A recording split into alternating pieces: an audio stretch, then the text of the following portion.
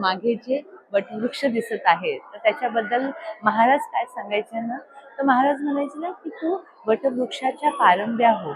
वटवृक्षाच्या ज्या पारंब्या असतात त्या काही दिवसांनी जमिनीमध्ये जातात आणि त्याच्यातून एक नवीन वटवृक्ष तयार होतो. तर प्रत्येक मुहूर्ताने वटवृक्षाच्या पारंब्यासारखं व्हायचं आहे. आणि मी नेहमी म्हणते की गुरुपौर्णिमेला स्वामींना काय गुरुदक्षिणा द्यायची ना, की वर्षभरामध्ये मी 10 आणखीन स्वामी भक्त जमवू शकले किंवा कोणाला तरी हा उपदेश करायचा आहे की तुझ्या आयुष्यातल्या ज्या विवंचना आहेत ह्या स्वामी नामाने फक्त, बाकीचं काहीही करायचं नाही, अखंड नामस्मरणाने जाणार आहे. तर ह्या वटवृक्षाच्या पारंब्या प्रत्येक म्हणजे आपण स्वामी भक्त आहोत ना, हे सगळे वटवृक्षाच्या पारंब्या आहोत. तर समोर हा जो वटवृक्ष दिसतोय तो बघितला आणि मला त्या गोष्टीची आठवण झाली. दर्शन करत आहोत.